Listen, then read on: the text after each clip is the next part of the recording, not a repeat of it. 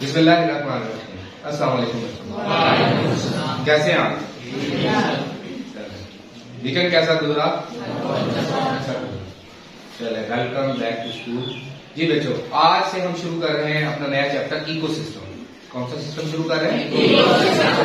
बेटा इकोसिस्टम जो है ये इकोसिस्टम आपने आजकल मीडिया में काफी सुना होगा, माहौल के बारे में, माहौलियात के बारे में सुन रहे हैं ना बेटा, कि खबरों में और डॉक्यूमेंट्रीज के अंदर और साइंटिस्ट लोग भी और इर्द गिर्द भी हम महसूस कर रहे हैं कि हमारा जो माहौल था इर्द गिर्द का, जो नेचुरल एनवायरनमेंट था हमारा, अब वो उतना नेचुरल नहीं रहा, पोल्यूटेड हो गया। क्या हो गया?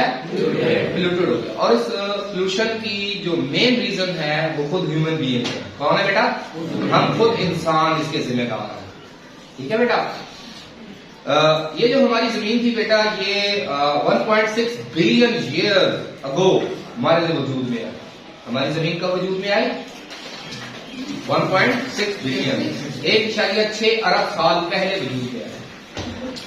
और ऐसा ऐसा जब ये जमीन वजूद में आई थी, उस वक्त ये पिघले हुए जो है ना, वो पिघला पत्थर और जो जमीन जो मिट्टी जो थी, ये पिघला हुआ गोला था। ऐसा ऐसा टेम्परेचर लो हुआ, ये ठंडी हुई, इसके ऊपर पानी बरसा आसमान से और इसका माहौल बना, और इसके अंदर फिर जानदार पैदा हुए, माइक्रो ऑर्गेनिज्म। सबसे पहले कौन से जानदार पैदा हुए? Micro organism. वो माइक्रो ऑर्गेनिज्म बढ़ते गए और फिर उन्हीं माइक्रो ऑर्गेनिज्म में से कुछ ऐसे माइक्रो ऑर्गेनिज्म पैदा हुए जो कि फोटोसिंथेसिस कर सकते थे। क्या कर सकते थे? फोटोसिंथेसिस कर सकते थे। उनके फोटोसिंथेसिस करने की वजह से इस एनवायरनमेंट के अंदर ऑक्सीजन पैदा होना शुरू हुआ। इस एनवायरनमेंट के अंदर पहले इतनी ऑक्सीजन नहीं थी, फ्री ऑक्सीजन नहीं थी, तो उनके फोटोसिंथेसिस करने से ऑक्सीजन पैदा हुई और उस ऑक्सीजन ने इस पूरे एनवायरनमेंट को बदल के रख दिया। और आहिस्ता आहिस्ता यहाँ पे जिंदगी की इब्तिदा हुई और जानदार जो है वो एवोल्यूशन के प्रोसेस से गुजरते गुजरते माइक्रो ऑर्गेनिज्म से वो मल्टी सेलुलर ऑर्गेनिज्म बने, मल्टी सेलुलर ऑर्गेनिज्म से फिर वो एक्वेटिक एनवायरनमेंट से टेरेस्ट्रियल एनवायरनमेंट में आए, फिर एनिमल्स, प्लांट्स और जितनी भी हम डाइवर्सिटी देखते हैं दुनिया के अंदर, ये सारी ग्रेजुअली यहाँ तक पहुंची, सारी ग्रेजुअली है। इस पूरे प्रोसेस को बेटा अब तक एक साइंसदानों के मुताबिक उनकी जो एस्टीमेट्स है 1.6 अरब साल हो गए। तो इस इकोसिस्टम, इस पूरे एनवायरनमेंट को करते हैं।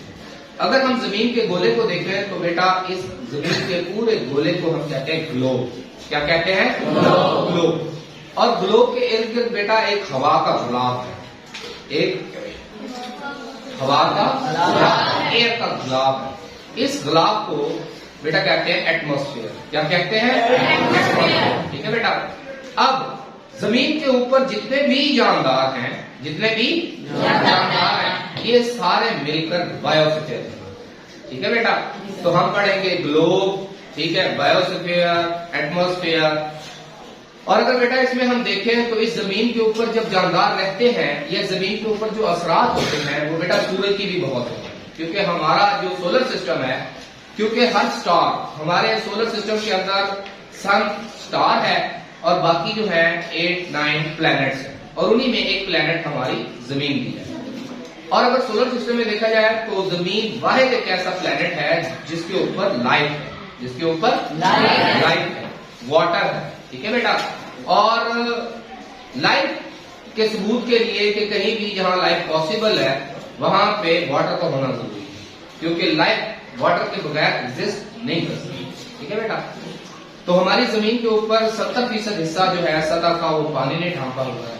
तो ये वो मेजर पार्ट्स हैं जो हमें अपने इर्द गिर्द नजर आते हैं। हम जब इस दुनिया में गौर फिक्र करते हैं तो सूरज है, हवाएं हैं, जमीन है, पहाड़ हैं, सहरा हैं, जंगलात है ना बेटा, पौधे हैं, जानवर हैं।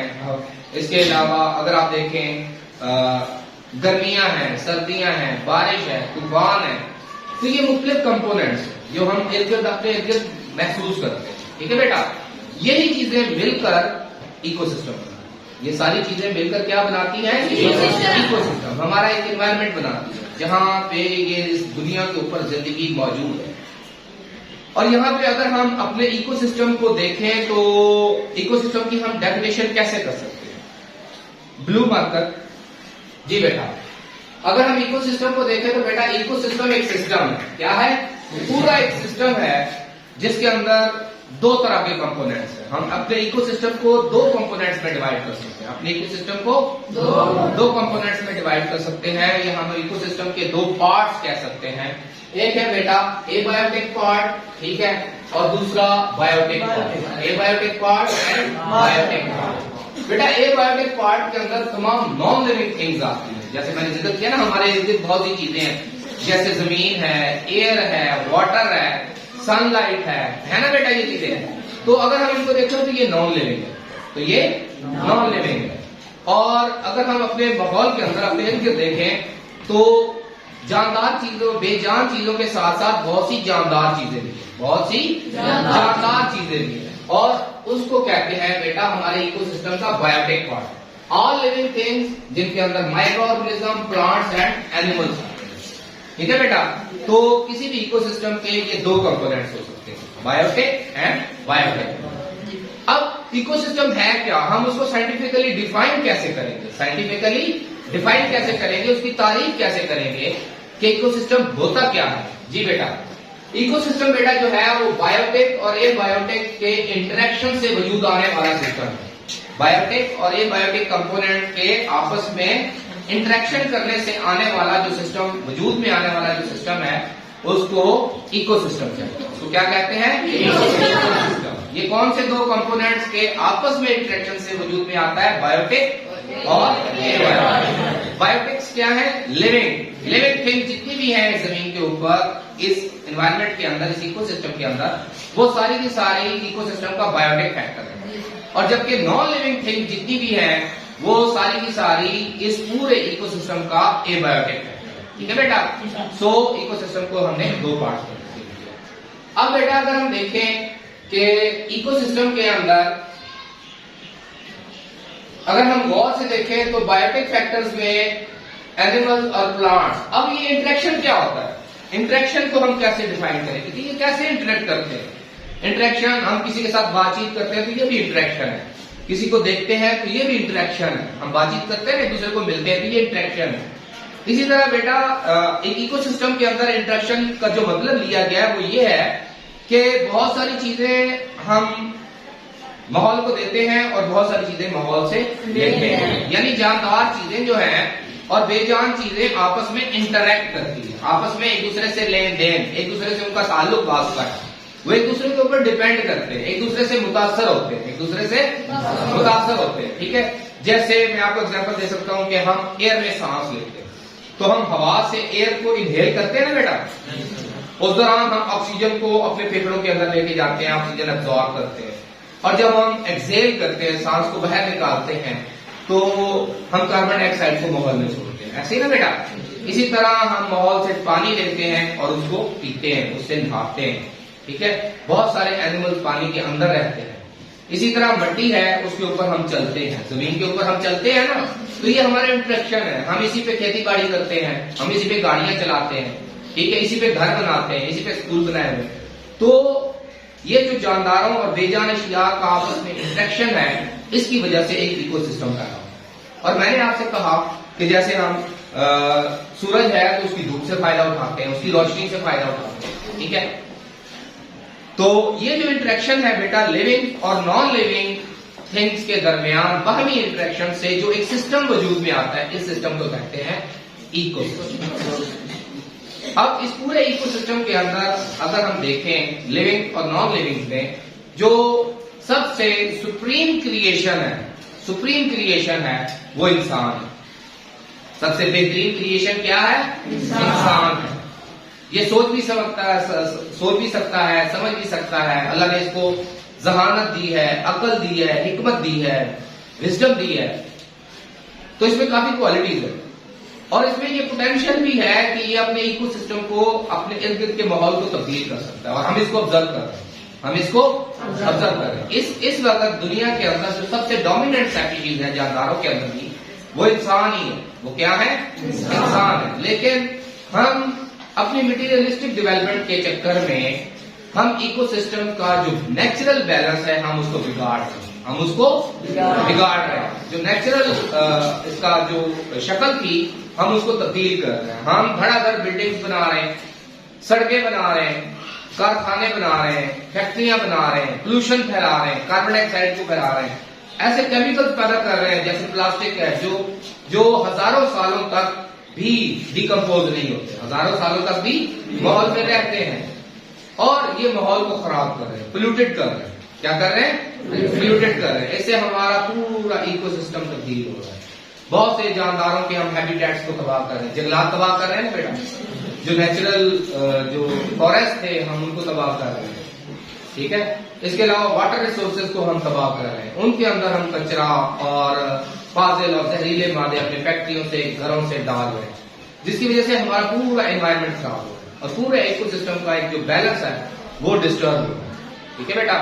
तो इसकी वजह से बहुत से ऑर्गेनिज्म जो है वो इस दुनिया से एक्सटिंक्ट होते जा रहे हैं, यानी खत्म होते जा रहे हैं, मादूम होते जा रहे हैं। और ये किस वजह से हो रहे हैं? ह्यूमन एक्टिविटीज की वजह से। किसकी वजह से हो रहे हैं? Human activities. तो बेटा इकोसिस्टम के बारे में जानना बहुत जरूरी है आजकल की नौजवान नस्ल का, क्योंकि यही हमारा फ्यूचर है। मैंने अपने पिछली प्रेजेंटेशन में भी एक बार जिक्र किया था कि ह्यूमैनिटी को या इस दुनिया में, इस ग्लोब को और इस ग्लोब के ऊपर, इस दुनिया के ऊपर जितनी भी जिंदगी है इस वक्त, उसको सबसे बड़ा खतरा जो है वो आलूगी की वजह से, पोल्यूशन की वजह से। और इस पोल्यूशन की वजह कौन है? हम इंसान हैं। अगर अल्लाह ने हमें अकल, शऊर और हिकमत दी है तो अपनी अगली नस्लों के लिए हमें इस पोल्यूशन की कंडीशन को हमें रिवर्स करना पड़ेगा, क्योंकि हम इसके क्रिएटर भी हैं, हम ही ने पैदा की है, तो हमें नहीं इसको रिवर्स करना। इसमें बेटा जो सबसे अहम रोल जो एक आम आदमी, आप लोग, मैं अदा कर सकता हूँ, वो सबसे पहले क्या है कि प्लांट्स उगाएं, पौधे उगाएं। क्या करें? पौधे उगाएं, क्योंकि पौधे जो है, प्लांट जो है वो इस जमीन के फेफड़े हैं, एटमॉस्फेयर के लिए फेफड़े हैं, नेचुरल एनवायरनमेंट को वापस लाते, ठीक है। तो हमने ज्यादा से ज्यादा प्लांट्स लगाए। तो ये तो बेटा था ब्रीफ सा इंट्रोडक्शन इकोसिस्टम के हवाले से। हम इंशाल्लाह फर्दर भी इकोसिस्टम को मजीद पढ़ेंगे।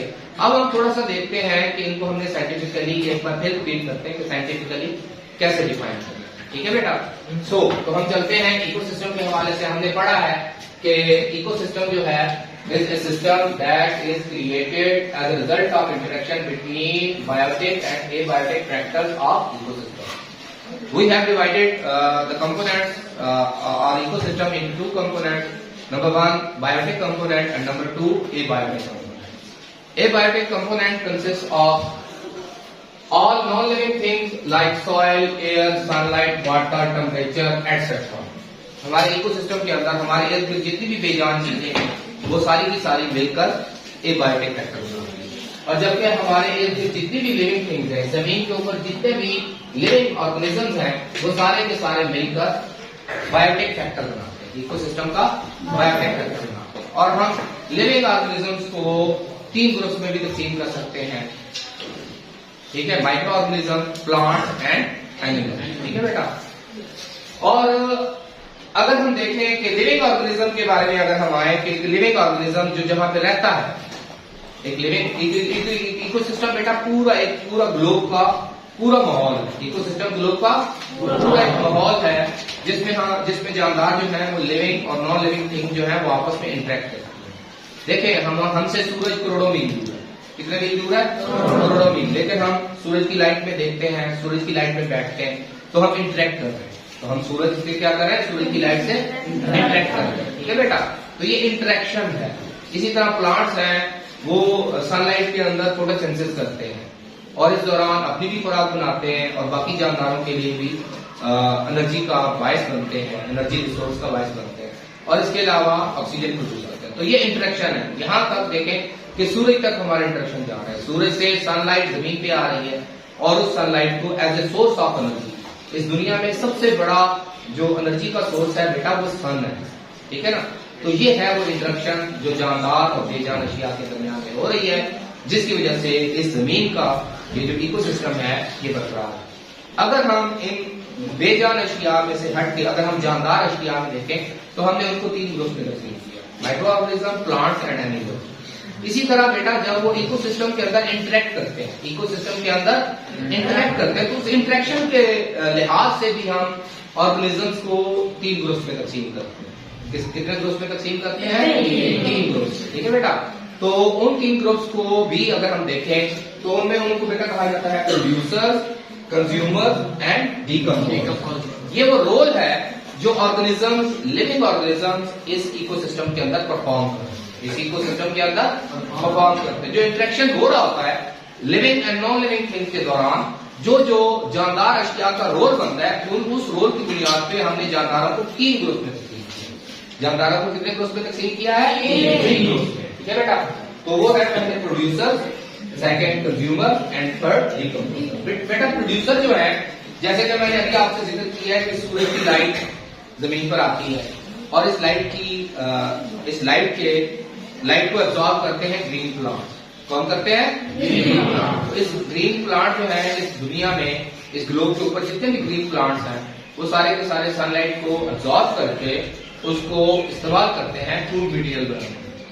तो क्योंकि पौधे जो हैं वो अपनी खुराक खुद बनाते हैं, पौधे अपनी खुराक खुद बनाते हैं, तो इसलिए हम इनको इकोसिस्टम के अंदर हम इनको प्रोड्यूसर्स कहते हैं, लिविंग थिंग्स के लिए प्रोड्यूसर्स कहते हैं। एयर से कार्बन डाइऑक्साइड लेते हैं प्लांट, ठीक है, जमीन से वो वाटर एंड साल्ट लेते हैं और सूरज से रोशनी लेते हैं और इन सब चीजों से वो खुराक बनाते हैं, जो कि इस पूरी ग्लोब के ऊपर जितनी भी लिविंग थिंग्स हैं उन सब के लिए एनर्जी का बायस बनती है, फूड का बायस बनती है। ठीक है बेटा, तो इसलिए प्लांट्स को इस इकोसिस्टम में प्रोड्यूसर्स कहा जाता है। क्या कहा जाता है? Producers, because they produce food material, they provide food material that provide energy to all living things on this globe. Second बेटा है कंज्यूमर्स। कंज्यूमर्स बेटा तमाम एनिमल्स हैं, क्योंकि एनिमल जो है वो फर्टिलाइजेशन नहीं करते, वो अपनी खुराक खुद नहीं बना सकते, बल्कि वो अपनी खुराक के लिए दूसरे जानदारों पे डिपेंड करते हैं। तो इसलिए ये कंज्यूमर्स है, इसलिए ये कंज्यूमर्स है। बास कंज्यूमर्स ऐसे हैं जो सिर्फ प्लांट्स को खाते हैं, उनको हम क्या कहते हैं? हर्बीवोर्स। बास कंज्यूमर्स ऐसे हैं जो सिर्फ गोश्त खाते हैं, मीट खाते हैं, उनको हम कहते हैं कार्निवोर। क्या कहते हैं बेटा? कार्निवोर। और बास कंज्यूमर्स ऐसे हैं जो कि प्लांट्स और एनिमल्स यानी पौधे भी खाते हैं और गोश्त भी खाते हैं, दूसरे जानवरों को भी खाते हैं, तो ऐसे को कहते हैं बेटा ओमनीवोर। ऐसे को क्या कहते हैं? ओमनीवोर। हर्बीवोर्स में अगर हम देखें गाय, बकरी, भैंस, हिरन ये शामिल हैं। और अगर हम देखें कार्निवोर्स के अंदर देखें तो चीता, शेर, ठीक है, भेड़िया, तो ये ऐसे एनिमल्स हैं जो सिर्फ गोश्त खाते हैं। और जैसे हम हैं, इंसान है, कौवा है या बियर है, तो अगर आप उनको देखें तो ये प्लांट्स भी खा लेते हैं और मीट भी खा लेते हैं, यानी एनिमल्स और प्लांट्स दोनों को कंज्यूम करते हैं एज ए फूड सोर्स। ठीक है बेटा। अच्छा बेटा, एक और चीज अगर आप देखें कि कोई भी एनिमल, ये तीनों के तीनों ग्रुप्स ऑफ एनिमल्स कहीं ना कहीं तो रहते हैं इस ग्लोब में, और वो पूरी ग्लोब पे नहीं रहते, लेकिन किसी न किसी लिमिटेड बाउंड्री में रहते हैं, किसी न किसी लिमिटेड बाउंड्री के अंदर रहते हैं, एक खास हल्के में रहते हैं और वहीं पे रह के अपनी जरूरियात को भी पूरा करते हैं और अपनी नस्ल को भी आगे बढ़ाते हैं। सो कोई जानदार, कोई भी जानदार, चाहे वो माइक्रो ऑर्गेनिज्म हो, चाहे प्लांट हो, चाहे एनिमल हो, जो जहां रहता है और अपनी तादाद को बढ़ाता है, नई नस्ल पैदा करता है, नस्ल वृद्धि करता है, वो जो इलाका है, वो जो जगह है बेटा, उस जगह को उस जानदार का हैबिटेट है, उस जानदार का हैबिटेट है। अब डिफरेंट टाइप्स ऑफ ऑर्गेनिज्म जो है वो डिफरेंट टाइप्स ऑफ इस दुनिया के अंदर, इस इकोसिस्टम के अंदर बहुत सारे हैबिटेट्स हैं। कुछ जानदार जो है वो पानी में रहते हैं, कुछ जानदार जो है वो समुद्रों में, यानी कुछ ताजा पानी में रहते हैं, कुछ मैरीन वाटर में रहते हैं, कुछ पॉन्ड में रहते हैं, कुछ रिवर्स में, कुछ जो है वो नदी नालों में, कुछ जमीन के ऊपर अगर हम देखें, कुछ जंगलात के अंदर, कुछ जो है वो सहरा के अंदर, कुछ जो है वो हवाओं में उड़ रहे होते हैं, तो और कुछ पहाड़ों पे रह रहे होते हैं, कुछ गारों में रह रहे हैं, और कुछ जो जमीन के अंदर बिल खोद कर उनके अंदर रह रहे थे। तो बेटा कोई भी एनिमल या प्लांट या कोई भी ऑर्गेनिज्म जो जहां रहता है और अपनी जिंदगी की जरूरियात को पूरा करता है और वहां अपनी तादाद बढ़ाता है, नस्ल कुशी करके अपनी तादाद बढ़ाता है, वो जगह उस ऑर्गेनिज्म का हैबिटेट है, उस जानवर का हैबिटेट कहना। ठीक है बेटा। तो ये थी बेटा कुछ कंपोनेंट्स और इकोसिस्टम के हवाले से कुछ बातें। इंशाल्लाह अगले लेक्चर में हम मजीद इकोसिस्टम के बारे में पढ़ेंगे कि कैसे हमारा इकोसिस्टम जो है वो ग्रेजुअली वो है क्या। जब तक हम बेटा इकोसिस्टम को समझेंगे नहीं तो हम इकोसिस्टम के बिगाड़ को नहीं समझेंगे, और इकोसिस्टम के अंदर जो हमने बिगाड़ पैदा कर दिए हैं ह्यूमन ने, इंसानों ने, तो हम उसको रिवर्स नहीं कर सकते। सो इनको अंडरस्टैंड करना बहुत जरूरी है। आई एम क्वाइट श्योर कि आपने इसको समझा होगा और इस पर गौर फिक्र करेंगे और अपने माहौल के बारे में अंडरस्टैंडिंग करेंगे। जैसे मैंने पहले बताया कि इंसान अशरफुल मखलूक़ात है और अल्लाह पाक ने इंसान को बड़ी सलाहियतें दी, इंसान को बड़ी सलाहियतें दी, इसको इस पूरी कायनात को तस्लीम करने के लिए पैदा किया गया। सो हमें गौर फिक्र करना है और अल्लाह की पैदा की हुई चीजों को और अपने अमाल को अकॉर्डिंगली हमें ठीक करना है, ताकि हमारी जो मुस्तक़बिल की नस्लें हैं वो भी इस ग्लोब पर हंसी खुशी रह सकें। बहुत शुक्रिया, थैंक यू वेरी मच, अल्लाह हाफ़िज़।